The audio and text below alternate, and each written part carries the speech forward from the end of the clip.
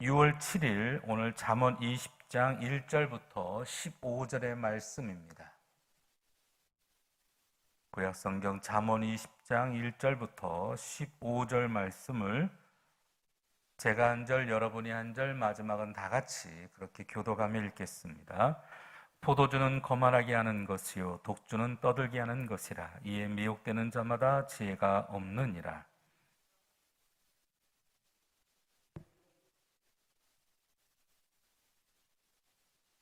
다툼을 멀리하는 것이 사람에게 영광이거늘 미련한 자마다 다툼을 일으키느니라.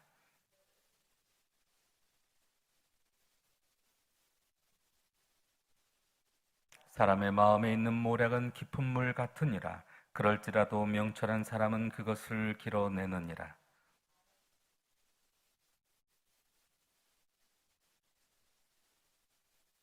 온전하게 행하는 자가 의인이라. 그의 후손에게 복이 있느니라.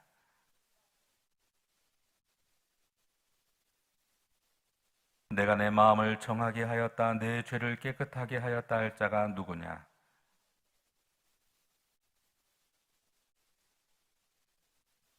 비록 아이라도 자기의 동작으로 자기 품행이 청결한 여부와 정직한 여부를 나타내느니라. 너는 잠자기를 좋아하지 말라. 내가 빈궁하게 될까 두려우니라. 내 눈을 뜨라. 그리하면 양식이 족하리라.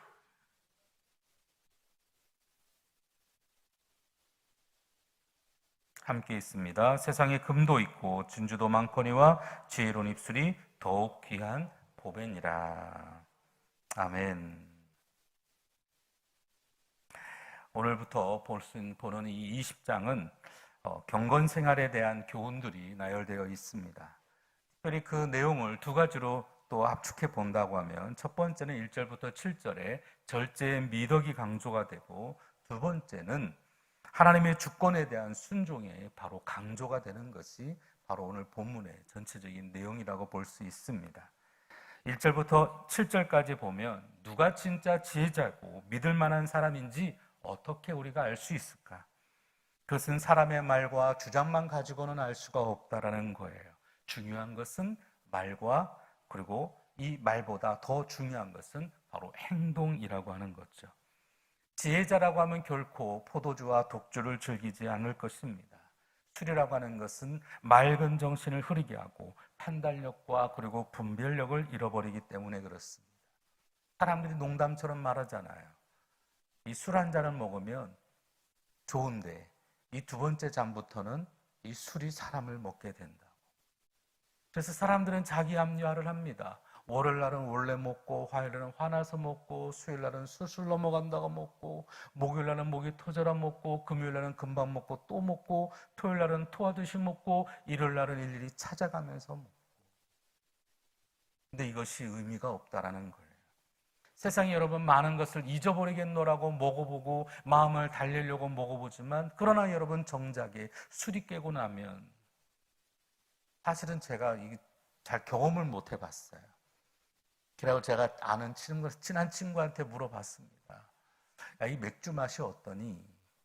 여름에 그렇게 더울 때 맥주를 먹으면 시원하다면서? 그랬더니 친구가 하는 말이 그래요. 처음에는 이게 참 냉장고에서 먹으니까 목 넘어갈 때는 시원한 것 같은데 조금 있으면 이게 훅 올라와. 이게 결코 시원한 게 아니에요. 술이 그렇습니다. 처음만만 그렇게 좋지요. 여러분 나중에 술을 먹고 난 다음에 깰 때가 되면 그 수치나 그런 어려움들은 우리를 잊어버리게 하는 것이 아니라 더 쓰리게 하고 더 남게 되죠. 술이 그런 것입니다. 지혜자는 윗사람을 높게 하는 일을 스스로 삼갈 줄 알고, 그리고 다툼과 분쟁에 섣불리 말려들지도 않을 것입니다. 게으름을 피우다가 결정적인 때를 놓치는 일도 없을 것입니다. 이렇게 온전하게 행하는 자는, 바로 이 지혜로운 사람은 자신은 물론 그의 후손까지도 복을 받게 된다라는 것이죠. 사람의 마음에는 깊은 물처럼 모략이 숨겨져 있지만 지혜 있는 사람은 그것을 끌어낼 수 있다라는 것입니다. 하지만 정작 안타까운 것은 지혜가 필요한 사람은 지혜를 얻지도 못하고 알아보지도 못한다는 것이죠. 명철해서 이 모든 것을 알아볼 수 있으면 좋은데 여러분 그렇지 않다면 얼마나 안타까울까요? 지혜자만이 지혜를 알아볼 수 있다라는 것이죠. 에스겔서 36장 37절에도 하나님이 약속이 있음에도 불구하고 그래도 내게 구하여야 할지라 말하고 있어요. 오늘 우리에게 지혜가 없다면 지혜를 주시는 그분 앞에 오늘도 우리가 기도해야 될 줄로 믿습니다. 하나님의 은혜를 구하고 주님의 도우심을 간구하는 저와 여러분이 되시기를 주의 이름으로 축원을 드립니다. 8절부터 15절에도 그렇습니다. 지혜로운 왕은 모든 악을 살펴 공의에 따라 법을 집행함으로 악이 기승하지만 발붙이지 못하도록 한다는 것이죠. 물론 실제 역사 가운데서도 이런 지혜로운 왕과 지도자는 찾아보기 어렵습니다. 아무리 지혜로운 사람도 결코 완전할 수는 없습니다. 궁극적이고 참되신 하나님을 더욱 바라봐야 할 대목이 그렇습니다. 사람은 누구나 자기의 행동이 바르고 정직한 것처럼 가면을 쓸 때도 있습니다. 그러나 하나님은 공정하지 않은 추와 되와 그리고 정직하지 않은 흥정으로 이익을 얻는 자들을 감찰하고 계시죠. 사람들도 듣는 귀와 보는 눈이 있기 때문에 경험적으로 이것이 옳고 이것이 그런지 다 분별할 수 있습니다. 아이들도 그래요. 아이들도 이것이 이쁜지 이것이 나쁜지 이것이 좋은지 틀린지 아이들도 압니다. 심지어 여러분 짐승들은 어떨까요? 저희 집에 고양이 한 마리도 있어요. 이 녀석이 얼마나 겉보인지 조금만 소리해도 그냥 속삭이게 놀라가지고 숨거든요. 자기에게 조금이라도 해가 될지 안 될지 여러분 다 압니다. 사람도 그렇습니다. 듣는 귀와 보는 눈을 지으신 하나님, 모든 것을 아시고 궁극적으로 판단하시는 그분 앞에 오늘도 우리는 지혜를 구하고 우리가 무엇을 해야 될지, 사람을 믿어도 실패할 수도 있고 실망할 수도 있고, 또 오늘 우리 스스로도 남에게 가면을 쓰고 우리가 말할 때도 있고 또 나설 때도 있고, 그러나 믿을 자신은 나도 아니고 상대방도 아니고 오직 진리 되신 주님만을 바라보는 저와 여러분이 되어야 될 줄로 믿습니다. 우리 1절부터 다시 한번 살펴보면서 다시 한번 집중해서 하나님의 말씀을 좀 더 깊게 나누기를 원합니다. 1절에 포도주는 거만하게 하는 것이요 독주는 떠들게 하는 것이라 이에 미혹되는 자마다 지혜가 없느니라.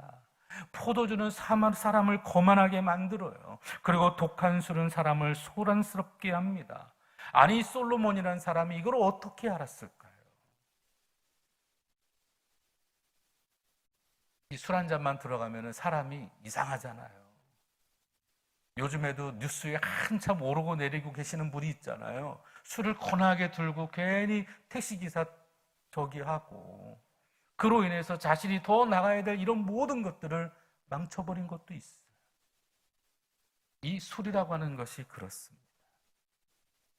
근데 세상은 점점 그런 문화죠. 자꾸 마셔라, 마셔라, 마셔라. 자꾸 세상은 그것을 자꾸 강요합니다. 근데 오늘 저와 여러분은 이 새벽에 나와 더욱더 주님께 부르짖어 기도할 때 하나님께서 오늘도 우리의 마음을 경건의 모양이 아닌 경건의 능력을 통해 이 세상에 승리하게 하실 줄로 믿습니다.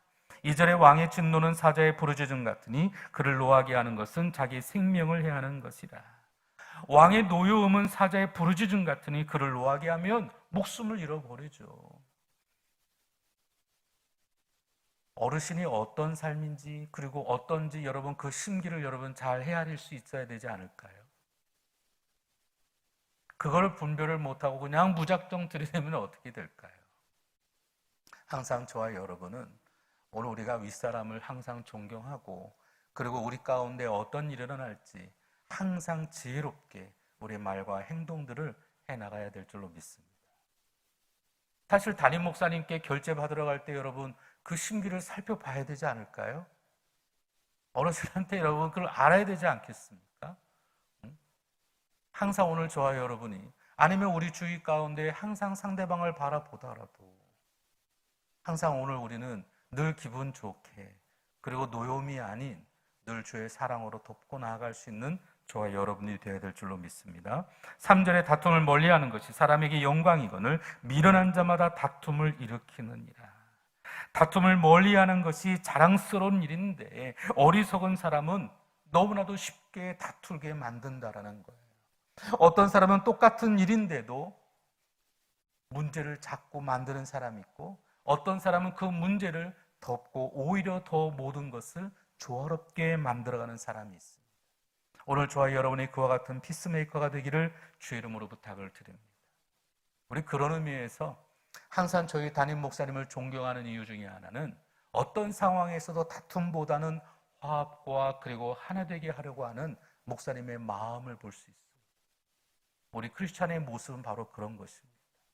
어떤 상황에서도 더 남을 더 낮게 여기고, 그리고 우리 모두가 하나 되게 힘쓸 수 있는, 이 코로나가 안 좋은 이유 중에 하나는 자꾸 사람들의 마음을 다투게 해요. 완악하게 합니다. 마음을 갖다가 점점 더 닫아들게 하거든요.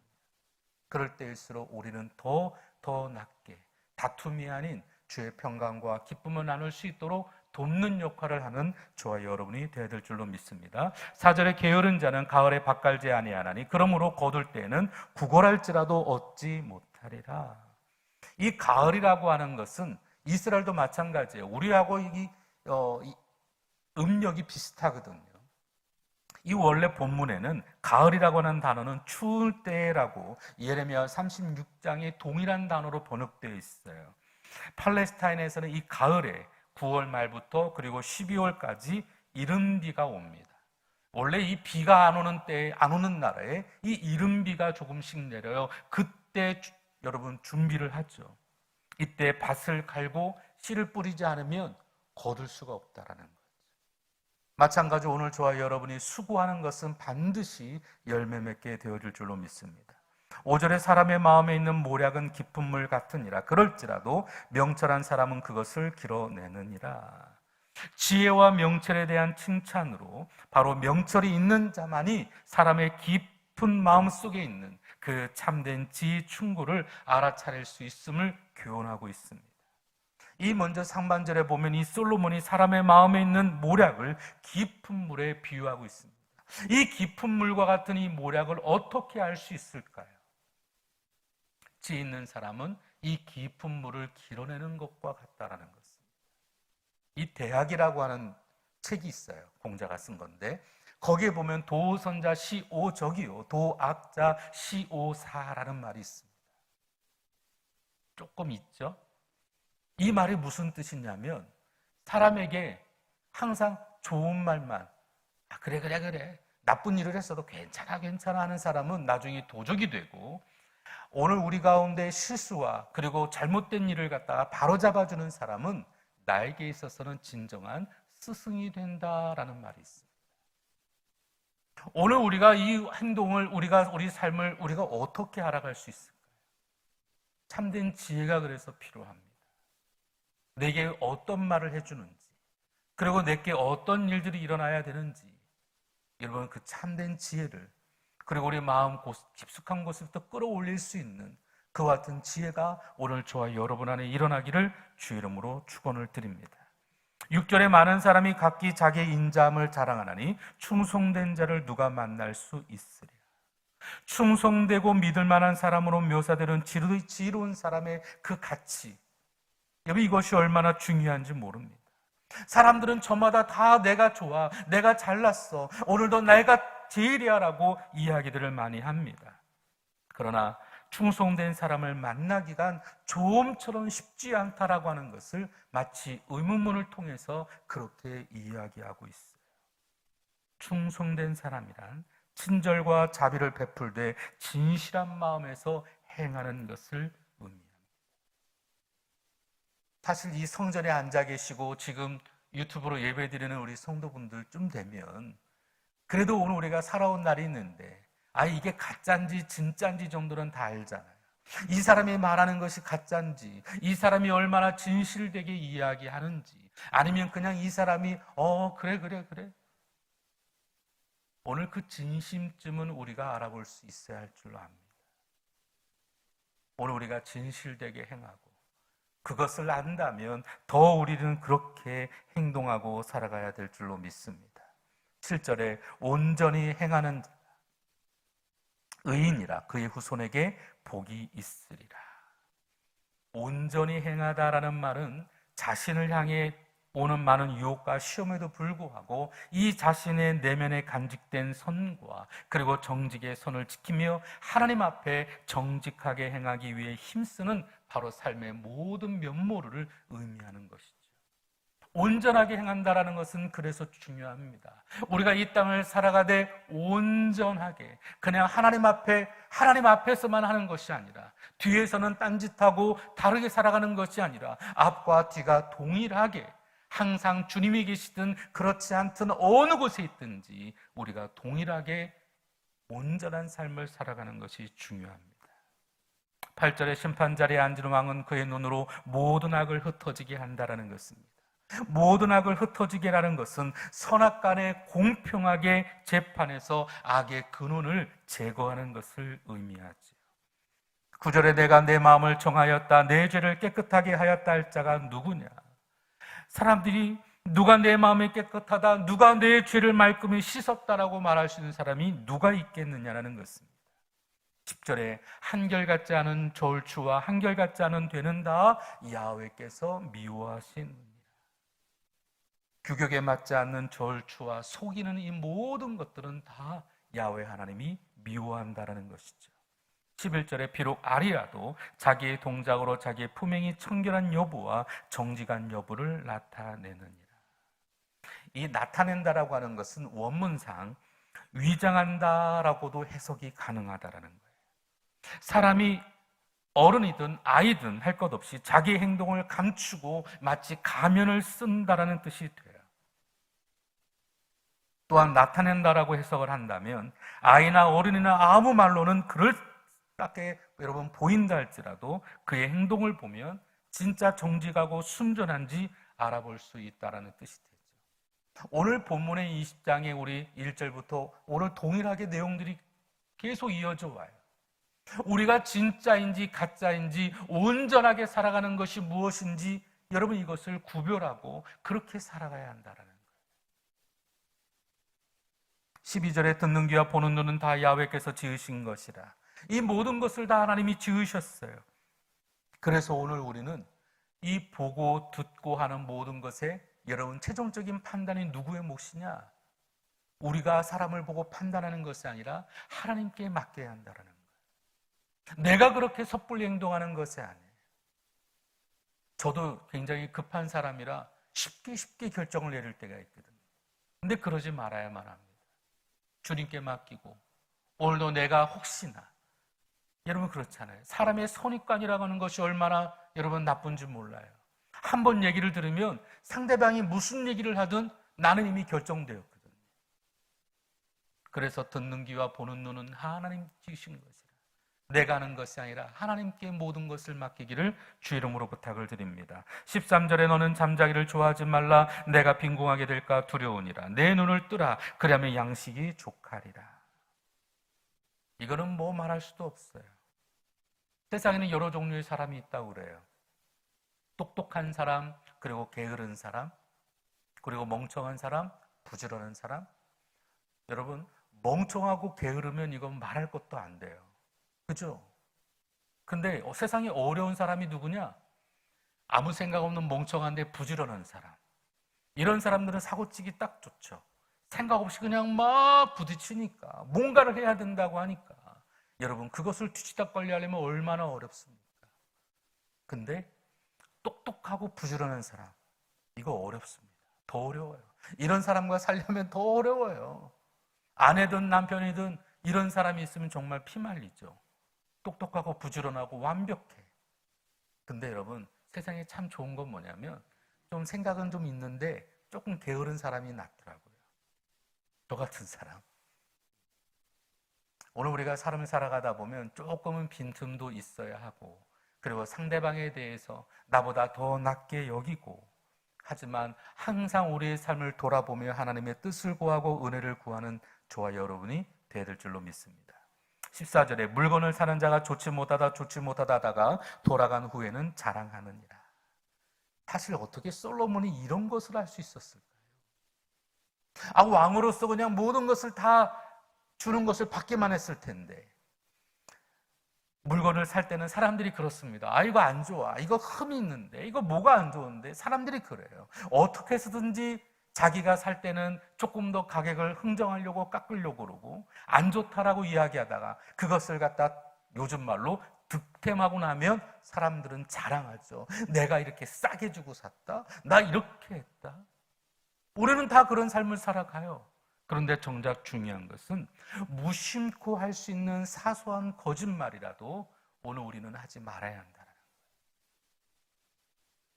물건을 사는 사람이 가능하게, 여러분 본심과는 좀 다르게, 여러분 그것을 나쁘다라고, 내가 그것을 사기 위해서 그렇게 하는 것조차도 자랑하는 것은 우리 가운데 늘 자연스러운 일이겠지만, 누구나 다 할 수 있는 일이겠지만, 솔로몬 이런 사소한 거짓마저도 힘주어 말합니다. 이런 것조차도 버릴 수 있어야 한다는 거예요.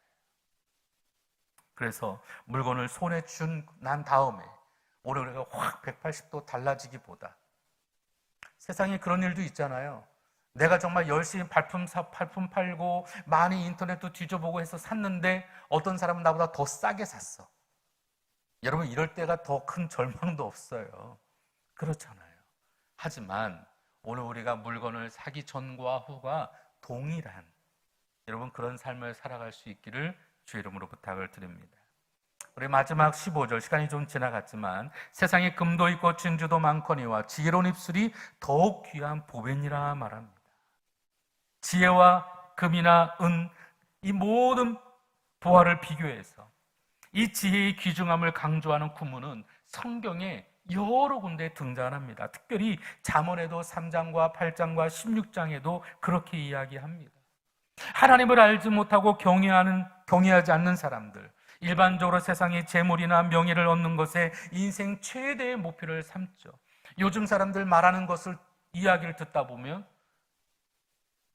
요새 가상화폐라든지 주식이라든지 부동산이라든지 어떻게 하면 돈을 더 벌 것인가에 더 집중들을 합니다.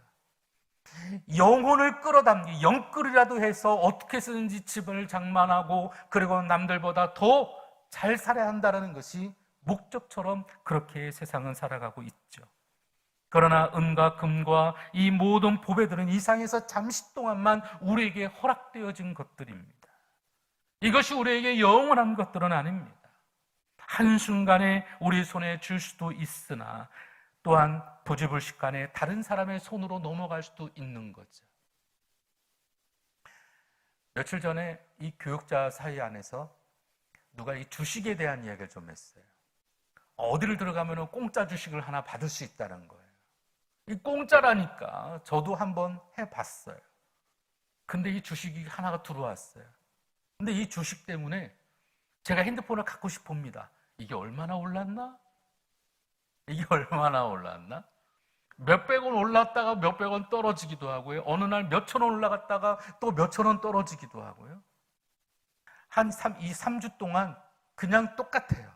근데 이 등락이 왔다 갔다 하니까 그거에 따라서 내가 돈을 번 것 같기도 하고 내가 돈을 잃은 것 같기도 하고 그렇게 내 마음이 널뛰더라고요. 여러분, 이래서는 우리가 삶을 살아갈 수가 없습니다. 이거는 다 잠깐 있는 거예요. 지혜는, 오늘 우리 마음 가운데 있는 이 지혜는 결코 빼앗길 수가 없는 거예요.